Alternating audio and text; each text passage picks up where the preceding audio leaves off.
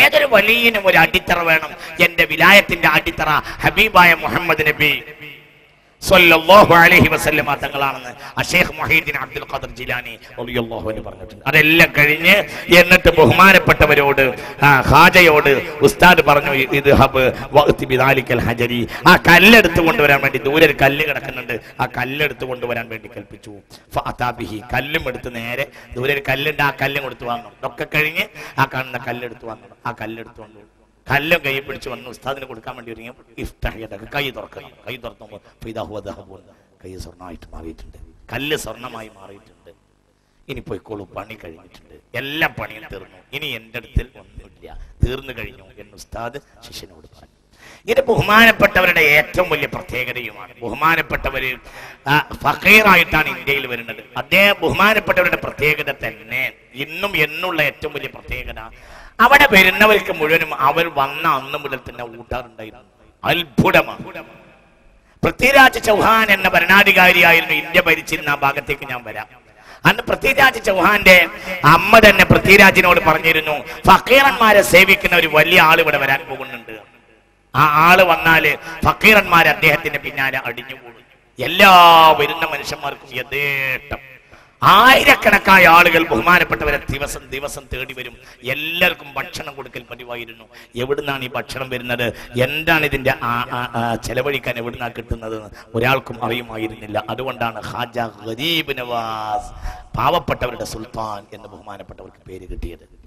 അതാണ് ഉസ്താദിന്റെ അവസാനത്തെ ഇയാളെയാണ് ഒരു കല്ലെടുത്ത് കൊണ്ടുവരാൻ പറഞ്ഞു. കല്ലെടുത്ത് കൊണ്ടുവന്നു, കൈ തുറന്നപ്പോൾ സ്വർണ്ണമാണ്. ശ്രദ്ധിക്കണം, അതൊക്കെ അല്ലാഹു സുബ്ഹാനഹു വ തആല അതിന്റെ മഹത്തുക്കളായ അള്ളാന്റെ ആരിഫീങ്ങൾക്ക് കൊടുക്കുന്ന വളരെ പ്രധാനപ്പെട്ട പ്രത്യേകതയാണ്. എന്നിട്ട് വകാന യുൻഫിഖു ശൈഖു ഹീന ഇസ്തഖറ ഫീമാ ബഅദ ഫീ ബൽദത്തി അജ്മീർ കാന യത്ബഹു കുല്ല യൗമൻ മാ യക്ഫീ ലി ജമീഇൽ ഫുഖറാഇൽ മസാകിനിൽ ഹാദിരീൻ. ആയിരക്കണക്കായ ആളുകൾ ദിവസം വരും, അവർക്ക് മുഴുവനും ഭക്ഷണം കൊടുക്കുന്ന സംവിധാനം അവിടെ ഉണ്ടാവും. എവിടുന്നാണ് ഈ ഭക്ഷണം വരുന്നതെന്ന് അവർ ആർക്കും അറിയില്ല. ഇപ്പോഴും ഒരു പക്ഷേ ഇന്ത്യയിലെ ഏറ്റവും വലിയ ചെമ്പ് അവിടെ ആയിരിക്കും. 2 ചെമ്പ്, ഒരു വലിയ ചെമ്പുണ്ട്, ഒരു ചെറിയ ചെമ്പ്. വലിയ ചെമ്പ് അക്ബർ ചക്രവർത്തി ദാനം ചെയ്തതാണ്. അതിന്റെ താഴെയുള്ള ചെമ്പ് ഷാജഹാൻ ചക്രവർത്തി ദാനം ചെയ്തതാണ്. 2 ചെമ്പ്. ആ ചെമ്പിൽ ഏറ്റവും വലിയ ചെമ്പ് അക്ബർ ചക്രവർത്തി ദാനം ചെയ്തതും രണ്ടാമത്തെ ചെമ്പ് ബഹുമാനപ്പെട്ട ഖുറം രാജകുമാരൻ എന്ന ഷാജഹാൻ ചക്രവർത്തി ദാനം ചെയ്തതാണ്. അവിടെ ഇപ്പോഴും ഉണ്ട്, നല്ല ഭക്ഷണം കൊടുക്കും. ഒരുപാട് രോഗങ്ങൾക്ക് ആ ഭക്ഷണം മരുന്നായി ഉപയോഗിക്കുകയും ചെയ്യുന്നു. ഇഷ്ടം പോലെ ആ ഭക്ഷണം കഴിച്ചിട്ട് ഒരുപാട് രോഗം മാറിയ അനവധി ആളുകൾ ഇന്നുമുണ്ട്. അത്രയും വലിയ പ്രധാനപ്പെട്ട ഒരു മരുന്നിന്റെ ഭക്ഷണമാണ് അവിടെ കൊടുക്കുന്നത്. ആ ഭക്ഷണത്തിലൊക്കെ വലിയ പ്രാധാന്യങ്ങളുണ്ട്. ഏതായാലും ബഹുമാനപ്പെട്ട ഖാജയുടെ പ്രത്യേകതയായിട്ട് അതായിരുന്നു. അത് കഴിഞ്ഞു. ബഹുമാനപ്പെട്ടവര് ഉന്നതമായ സ്ഥാനവസ്ത്രം നൽകി. അങ്ങനെ രണ്ടാമതായി ബഹുമാനപ്പെട്ടവര് അള്ളാഹുവിന്റെ മുന്നിൽ തന്റെ ശിഷ്യനെ ഏൽപ്പിക്കാൻ വേണ്ടി വരികയാണ്. വീണ്ടും ബഹുമാനപ്പെട്ട ബൈത്തുല്ലാഹിൽ ഹറാമിലേക്ക് ബഹുമാനപ്പെട്ടവര് ഉസ്മാനുൽ ഹാറൂനി ശിഷ്യൻ ഖാജയെയും കൂട്ടി വന്നു. ഫത്വാഫ അവ്വലൻ ബിൽ കഅബത്തിൽ ശരീഫ ودع الشيخ عثمان في حق الشيخ معين الدين ودعا دعاء القبول ولا قبول الدعاء سيدو وتفوق على العالمين والله ظهور الأوصاف القدسية في شؤونها كلها فأتي له النداء بقبول تلك الأدعية. ഈ ദുആകളെ സ്വീകരിച്ചിട്ടുണ്ട് എന്ന വിളിയാളം പോലും ബഹുമാനപ്പെട്ടവർക്ക് ലഭിച്ചു. അതിൽ കഴിഞ്ഞിട്ട് ബഹുമാനപ്പെട്ടവർ ഖാജയെയും കൂട്ടിയിട്ട് നേരെ ഒരു ഹബീബായ നബി സല്ലല്ലാഹു അലൈഹി വസല്ലമയുടെ മദീനയിലേക്ക് പോയി. ഹീനമ വസല ഇല റൗളത്തിൽ മുകറമ, റൗളയിലേക്ക് എത്തിയപ്പോഴോ അയുഖാതിബൻ നബിയ സല്ലല്ലാഹു അലൈഹി വസല്ലം, സലാത്ത് സലാം കൊണ്ട് മുസ്തഫായ നബി സല്ലല്ലാഹു അലൈഹി വസല്ലമ തങ്ങളെ അഭിസംബോധന ചെയ്തു. ഫലമ്മ സല്ല വസല്ലമ കദാലിക സുമിഅ മിന റൗളത്തി ശരീഫ وعليك بي يا قطب المشايخ بصوت انيس وعشق لذيذ. ബഹുമാനപ്പെട്ടവരെ ഹബീബായ നബി സല്ലല്ലാഹു അലൈഹി വസല്ലമ തങ്ങൾ വളരെ മനോഹരമായ ഒരവസ്ഥയിലേക്ക് മുസ്തഫായ നബി സല്ലല്ലാഹു അലൈഹി വസല്ലമ തങ്ങൾ ബഹുമാനപ്പെട്ട ഖാജയെ സ്വീകരിച്ചു. വളരെ സന്തോഷമായി. അങ്ങനെ അവസാനം എല്ലാം കഴിഞ്ഞു. വീണ്ടും ഹിജ്റ 582 ഹിജ്റ ബഹുമാനപ്പെട്ടവരുടെ ബൈഅത്ത് പൂർണ്ണമായി കൈമാറിയ വർഷമാണത്. ഹിജ്റ 582 വർഷം, അഥവാ തന്റെ ആയുസ്സിന്റെ 50 72-ാമത്തെ വയസ്സ് ബഹുമാനപ്പെട്ടവർ പൂർണ്ണമായി ചിശ്തിയ്യ ത്വരീഖത്തിന്റെ ഖിലാഫത്ത് സ്വീകരിച്ചു. അന്ന് ഉസ്മാനുൽ ഹാറൂനി റളിയല്ലാഹു അൻഹുവിന് 70 വയസ്സായിരുന്നു. അതോടുകൂടെ പൂർണ്ണമായി ഇങ്ങോട്ട് മാറി. ചിശ്തി ത്വരീഖത്തിന്റെ ശൈഖായി അന്ന് മുതൽ ബഹുമാനപ്പെട്ട ഖാജ അറിയപ്പെട്ടു. എല്ലാവരെയും വിളംബരം ചെയ്യുകയും ചെയ്തു. അത് വളരെ വലിയ ഒരു സംഭവമായിട്ടാണ് പിന്നെ നടന്നത്. അതിനുശേഷമാണ് ഞാൻ പറഞ്ഞ ഓതുലാളുമായി കൂടി ചർച്ചാ ഭാഗത്തേക്ക് ഞാൻ വരും. അതിനുശേഷം പിന്നെ ബഹുമാനപ്പെട്ടവര് ഉസ്താദ് പിന്നെ നേരെ പറഞ്ഞേക്കുകയാണ്. ഉസ്താദ് പിന്നെ ദീനി ദഅവത്തിന് വേണ്ടി പറഞ്ഞേക്ക. ഉസ്താദിന് 42 കൊല്ലത്തിന് ഇയാളെ കഴിഞ്ഞു, എല്ലാം കഴിഞ്ഞു. വളരെ അത്ഭുതകരമായ തന്റെ ജീവിതത്തിന്റെ ഏറ്റവും പ്രധാനപ്പെട്ട സന്ദർഭങ്ങളൊക്കെ കഴിഞ്ഞ് ബഹുമാനപ്പെട്ടവര് പറഞ്ഞേക്കുക. അങ്ങനെ അവിടെ നിന്ന് പുറപ്പെട്ടു. ഉസ്താദും ശിഷ്യനും തമ്മിൽ വളരെ വലിയ ഒരു കാലഘട്ടത്തിന്റെ അധ്വാനത്തിന്റെ തജ്രീബയുടെയും റിയാളയുടെയും വലിയ ഒരു കാലഘട്ടത്തിന്റെ പഠനാധ്വാനങ്ങൾ കഴിഞ്ഞിട്ട് ഹിജ്റ 582 ബഹുമാനപ്പെട്ടവര് ഉസ്താദുമായി വിട്ടുപിരിഞ്ഞു. പിന്നെ ഹിജ്റ 583 പുതിയ ശിഷ്യനെ സ്വീകരിച്ചു. ആ ശിഷ്യനാണ് ബഹുമാനപ്പെട്ട ഖുത്ബുദ്ദീൻ അൽ ബഖ്തിയാരി കാക്കി ദഹ്ലവി റളിയല്ലാഹു അൻഹു. കാക്കി ദഹ്ലവി റളിയല്ലാഹു അൻഹു ബഹുമാനപ്പെട്ട ഒരു ശിഷ്യനാകുമ്പോൾ ബഹുമാനപ്പെട്ട ഖുത്ബുദ്ദീൻ അൽ ബഖ്തിയാരിക്ക് 14-ാമത്തെ വയസ്സാണ്.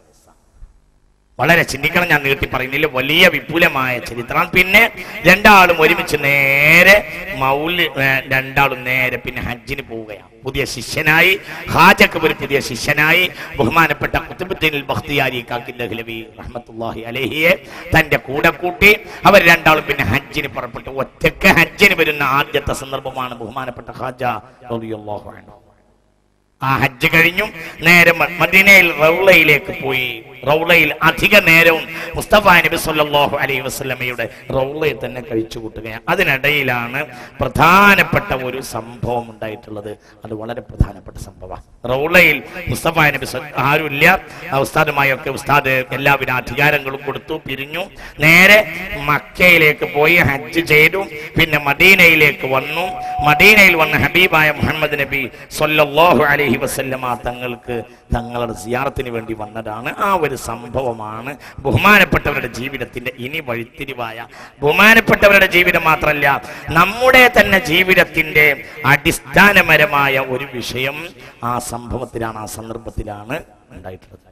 ബഹുമാനപ്പെട്ടവർ ആ കാര്യം വിശദീകരിക്കുന്നു.